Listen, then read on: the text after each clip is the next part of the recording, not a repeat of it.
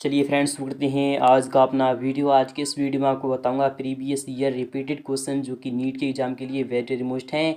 अगर आप भी दे रहे हैं इस बार नीट का एग्ज़ाम तो इस वीडियो को लास्ट तक जरूर देखना, क्योंकि आज के इस वीडियो में बहुत ही महत्वपूर्ण क्वेश्चन बताने वाला हूँ जो कि आपके सभी बायोलॉजी के होंगे। यानी कि इससे पहले मैं आपको फिजिक्स के भी बता चुका हूँ। अगर आपने वो नहीं देखे हैं तो इसी वीडियो के डिस्क्रिप्शन में जाइए और या फिर हमारे प्ले लिस्ट में जाकर आप देख सकते हैं। मैंने फिजिक्स के भी और केमिस्ट्री के भी बता दिए हैं। तो फ्रेंड्स, ये आपके बायोलॉजी के बहुत ही महत्वपूर्ण क्वेश्चन होंगे। तो क्वेश्चन नंबर 18 से क्वेश्चन नंबर 40 तक मैं आपको बताऊंगा। यानी कि इस वीडियो के माध्यम से मैं आपको बताने वाला हूं टोटल बायोलॉजी क्वेश्चन, इसलिए बने रहिए हमारे साथ लास्ट तक। तो फ्रेंड्स, क्वेश्चन नंबर 18 आ चुका है कि किस में, यानी क्वेश्चन नंबर 18 है कि किस में उत्तम कपाल क्षमता पाई जाती है। यानी कि किस में उत्तम कपाल क्षमता पाई जाती है। क्या जावा मानव में पाई जाती है, या फिर पैकिंग मानव में पाई जाती है, या फिर हैंडी मानव में पाई जाती है, या फिर आधुनिक मानव में पाई जाती है। तो अगर आप किसी भी क्वेश्चन का जवाब पहले से जानते हैं तो हमें उसका जवाब कमेंट बॉक्स में जरूर बताना। तो फ्रेंड्स, मिलते हैं, यानी कि देख लेते हैं इसका आंसर क्या है। तो क्वेश्चन 18 का जो आपका आंसर होगा वो होगा यानी कि पैकिंग मानव में। यानी कि जो आपका आंसर होगा तो पैकिंग मानव में, यानी कि आपका विकल्प बी वाला यहाँ पर सही हो चुका है। इसी तरीके से अगर बात करें क्वेश्चन नंबर 19 की, तो क्वेश्चन नंबर 19 भी आपका मोस्ट है, हर साल फंसता है और इस बार भी आ सकता है आपके एग्जाम में कि बदलना, यानी कि बदलना बहुभ्रूणता किस में पाई जाती है। पाइनस में पाई जाती है, मिनी साइकस में पाई जाती है, साइकस में पाई जाती है, फेड्रा में पाई जाती है। तो यहाँ पर देख लेते हैं, यानी कि बदलना बहुभ्रूणता जो पाई जाती है वह किस में पाई जाती है, तो वह मिनी साइकस में पाई जाती है। यानी कि जो आपका आंसर होगा वो होगा बी वाला ऑप्शन। इसी तरीके से अगर बात करें क्वेश्चन नंबर 20 की, तो क्वेश्चन नंबर 20 भी आपका मोस्ट है, हर साल फंसता है और इस बार ही पक्का फंसेगा कि डीएनए का गुणन क्या कहलाता है। तो आप अगर जानते हैं तो हमें जरूर बताइएगा कि डीएनए का गुणन क्या अनुवादन कहलाता है, या फिर द्विगुणन कहलाता है, या फिर ट्रांसडक्शन कहलाता है, या फिर अनुलेखन कहलाता है। तो डीएनए का जो गुणन होता है वह क्या कहलाता है, यहाँ पर आप देखते हैं, यानी कि अनुवादन कहलाता है। यानी कि जो आपका आंसर होगा वो होगा अनुवादन कहलाता है।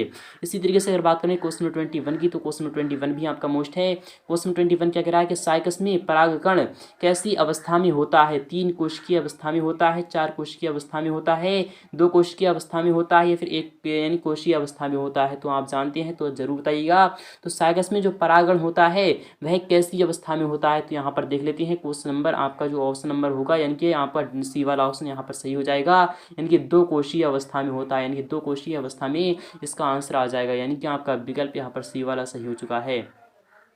अगर यहाँ पर बात करें क्वेश्चन 22 की, तो क्वेश्चन 22 भी देख लेते हैं कि पादपों में जल निरंतरता किसके कारण होती है। यानी कि जो पादप होते हैं, पौधे होते हैं, उसमें जो जल निरंतरता यानी कि आगे पीछे यानी कि लगातार गति करता रहता है, वह किसके कारण होता है। क्या वह परासरण के कारण होता है, या फिर अधिचूषण के कारण होता है, या फिर बिंदु स्राव के कारण होता है, या फिर आसंजन बल के कारण होता है। तो यहाँ पर देख लेते हैं, यानी कि जो आपका आंसर होगा क्वेश्चन 22 का, तो क्वेश्चन 22 का जो आपका आंसर है वो है आसंजन बल। यानी कि आसंजन बल आपका आंसर हो जाएगा। सही ऑप्शन आपका होगा तो वो होगा डी वाला ऑप्शन। इसी तरीके से अगर बात करें क्वेश्चन 23 की, क्वेश्चन 23 भी आपका मोस्ट है कि कैलिट्रा, यानी कैलिट्रा किससे बनता है। यानी जो कैलिट्रा होता है वह किससे बनता है। क्या वह स्त्री धन से बनता है, या फिर संपुष्ट से बनता है, पुंगधानी से बनता है, या फिर कलियु मेला से बनता है। तो क्वेश्चन 23 का जो आपका आंसर होगा तो वो होगा स्त्री धन से बनता है। यानी कि आपका जो ऑप्शन होगा वह कौन सा होगा, यहाँ पर आप देख लेते हैं कि ऑप्शन नंबर आपका पहला वाला यहाँ पर सही हो चुका है। यहाँ पर बात करें क्वेश्चन 24 की, तो क्वेश्चन 24 भी आपका मोस्ट है, यानी कि LH यहाँ पर कह रहा है, यानी कि LH और FSH को संग्रहित रूप से क्या कहते हैं। यानी कि इसको, यानी कि जब मिलाने पर इसे क्या कहते हैं। क्या ऑक्सीटोसिन कहते हैं, या फिर टोमेट्रोटोपिन कहते हैं, या फिर ल्यूग्रियो टॉपिक कहते हैं, या फिर गोनाड्रो यानी गोनाडोट्रोपिन कहते हैं। तो क्वेश्चन नंबर 24 का जो आपका सही जवाब होगा वो कौन सा होगा, तो आप जानते हैं तो जरूर बताइएगा। तो वो होगा ऑप्शन नंबर आपका सी वाला ऑप्शन, यानी कि ल्यूरियो क्या टॉपिक आपका ऑप्शन नंबर यहाँ पर सी वाला सही हो चुका है। यहाँ पर बात करें क्वेश्चन 25 की, तो क्वेश्चन 25 हर साल फंसता है और इस बार ही पक्का फंसेगा। उम्मीद है, चांस लग रहे हैं क्वेश्चन 25 आपका फंस सकता है। तो फ्रेंड्स, यहाँ पर देख लेते हैं कि उष्णकटिबंधीय, यानी कि उष्णकटिबंधीय जो वन होते हैं उनमें कुछ जातियों के विलुप्त होने का मुख्य कारण क्या है। यानी कि कुछ जातियां हैं जो जानवरों की वह विलुप्त यानी कि गायब हो चुकी हैं, जैसे कि डायनासोर हो गया। डायनासोर पहले बहुत पहले था बट अब नहीं है। तो जातियों का विलुप्त होने का जो मुख्य कारण है वह क्या है। क्या वह वन नष्टीकरण है, या फिर वनीकरण है, या प्रदूषण है, या फिर मृदा अपरदन है। तो क्वेश्चन 25 का जो आपका आंसर होगा यानी कि वनीकरण है। यानी कि आपका विकल्प यहाँ पर बी वाला सही हो चुका है।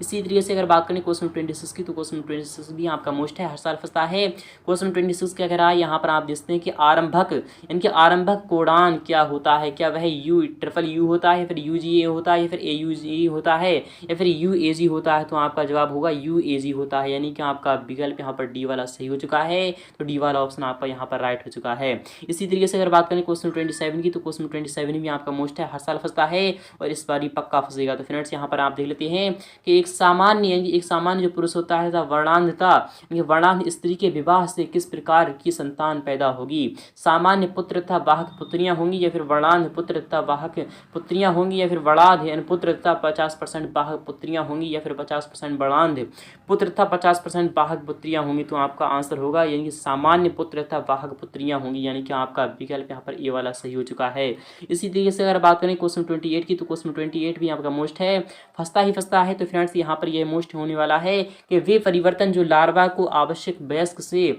वयस्क में परिवर्तित कर देते हैं, वे क्या कहलाते हैं, क्या वह मेटा जेनेसिस कहलाते हैं, फिर एकांतरण कहलाते हैं, या फिर कायांतर कहलाते हैं, फिर मेटा स्टेटिस कहलाते हैं। तो क्वेश्चन 28 का जो आपका आंसर होगा यानी एकांतरण कहलाते हैं, यानी कि आपका विकल्प यहाँ पर बी वाला सही हो चुका है। इसी तरीके से अगर बात करें क्वेश्चन 29 की, तो क्वेश्चन 29 भी आप यहाँ पर देखते हैं क्वेश्चन 29 कितना मोस्ट होने वाला है, क्योंकि क्वेश्चन 29 से लगभग इसी के आधार पर काफ़ी क्वेश्चन इसी की बेस पर पूछे जा सकते हैं और पूछे जाते हैं कि दो भिन्न आवासों के राज्य क्षेत्रों के संबंधी स्थान पर जैव विविधता की उपस्थिति क्या कहलाती है। क्या बोटल नेक प्रभाव कहलाती है, फिर एज प्रभाव कहलाती है, फिर संधि स्थान प्रभाव कहलाती है, फिर पाश्चर प्रभाव कहलाती है। तो क्वेश्चन 29 का जो आपका आंसर होगा तो बोटल नेक प्रभाव कहलाती है, यानी कि आपका विकल्प यहाँ पर ए वाला सही हो चुका है। इसी तरीके से अगर बात करें क्वेश्चन 30 की, तो क्वेश्चन 30 भी आपका मोस्ट है कि एक पोषक स्तर से दूसरे पोषक स्तर पर स्थानांतरित ऊर्जा कितनी होती है, 5%, 10%, 15%, 20%। तो आपका आंसर आएगा 15% होती है, यानी कि आपका विकल्प यहाँ पर 15% सी वाला ऑप्शन आपका सही हो चुका है। इसी तरीके से अगर बात करें क्वेश्चन 31 की, तो क्वेश्चन 31 भी आपका मोस्ट है, आता है कि गुणसूत्र प्रारूप 2n-1 को क्या कहा जाता है, क्या मोनोसोमी कहलाता है, या फिर नलीसोमी कहलाता है, या फिर ट्राइसोमी कहलाता है, या फिर टेट्रासोमी कहलाता है। तो क्वेश्चन 31 का जो आपका आंसर होगा यानी टेट्रासोमी कहलाता है, यानी कि आपका विकल्प यहाँ पर होगा तो डी वाला ऑप्शन आपका यहाँ पर सही हो चुका है। इसी तरीके से अगर बात करें क्वेश्चन 32 की, तो क्वेश्चन 32 भी आपका मोस्ट है, फंसता है। तो क्वेश्चन 32 क्या कह रहा है कि मशरूम का खाने योग्य भाग कौन सा होता है, यानी जो मशरूम का जो पौधा होता है उसका जो खाने योग्य भाग कौन सा होता है। क्या वैसिडियो कार्प होता है, या फिर द्वितीयक का यानी कवक जाल होता है, या फिर प्राथमिक कवक जाल होता है, या फिर तृतीयक कवक जाल होता है। तो आपका आंसर होगा यानी कि वैसिडियो क्रॉप होगा, यानी कि वैसिडियो कार्प होता है, यानी कि आपका ए वाला ऑप्शन आपका यहाँ पर राइट हो चुका है। इसी तरीके से अगर बात करें क्वेश्चन 33 की, तो क्वेश्चन 33 भी आपका मोस्ट है कि पाइनस यहाँ पर कह रहा है कि पाइनस के नर शंकु में बहुत अधिक संख्या में क्या उपस्थित होती है, यानी कि लिग्यूल्स होती है, परागकोश होती है, स्पोरोफिल्स होती है, या फिर मेगा स्पोरोफिल्स होती है। तो क्वेश्चन में आपका 33 का जो आपका आंसर होगा तो होगा मेगा स्पोरोफिल्स, यानी कि आपका विकल्प यहाँ पर डी वाला सही हो चुका है। तो डी वाला ऑप्शन आपका यहाँ पर राइट हो चुका है। इसी तरीके से अगर बात करें क्वेश्चन 34 की, तो क्वेश्चन 34 भी आपका मोस्ट है, आता है कि सीमाकारी कारकों का नियम किसने किया था, यानी किसने दिया था। लविंग ने दिया था, ब्लैकमैन ने दिया था, कैल्विन ने दिया था, ऑर्नन ने दिया था। क्वेश्चन 34 का जो आपका आंसर होगा वो होगा कैल्विन ने दिया था। तो जो सीमाकारी कारक था उसका जो नियम दिया था वह कैल्विन ने दिया था, यानी कि आपका आंसर जो होगा वो सी वाला ऑप्शन आपका यहाँ पर राइट हो चुका है। इसी तरीके से अगर बात करें क्वेश्चन 35 की, तो क्वेश्चन 35 का जो आपका आंसर होगा यानी कि एल आकार के अणुसूत्र क्या कहलाते हैं। क्या वह यानी कि अंग बिंदु कहलाते हैं, अतः केंद्रीय कहलाते हैं, यानी कि उप मध्य केंद्रीय कहलाते हैं, फिर इनमें से कोई नहीं। तो क्वेश्चन 35 का जो आपका आंसर होगा यानी कि उप मध्य केंद्रीय कहलाते हैं, यानी कि जो आपका आंसर होगा तो सी वाला ऑप्शन आपका यहाँ पर राइट हो चुका है। इसी तरीके से अगर बात करें क्वेश्चन 36 की, तो मुर्गे का सिंसे कर्म कितनी कोशिकाओं का बना होता है। फ्रेंड्स जो होता है मुर्गा होता है उसका जो सिंसे कर्म होता है वह कितनी कोशिकाओं का बना होता है। क्या 29 कोशिकाओं का बना होता है, या फिर 3 कोशिकाओं का बना होता है, 16 कोशिकाओं का बना होता है, फिर 1 कोशिका का बना होता है।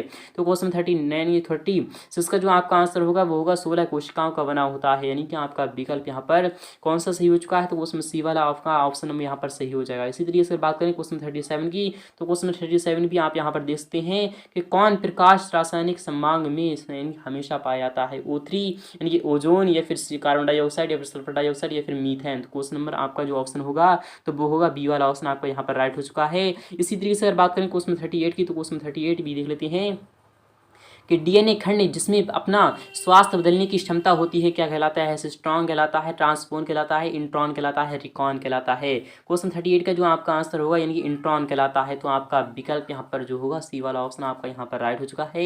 इसी तरीके से अगर बात करें क्वेश्चन 39 की कि कौन सा एंजाइम ग्लूकोज को अल्कोहल में बदल देता है, जाइमस, डाइस्टेस, या फिर इनवेरेंटेस, या फिर लाइपेस। तो क्वेश्चन 39 का जो आपका आंसर होगा तो लाइपेस यानी कि जो आपका आंसर है वो होगा डी वाला ऑप्शन आपका सही हो जाएगा।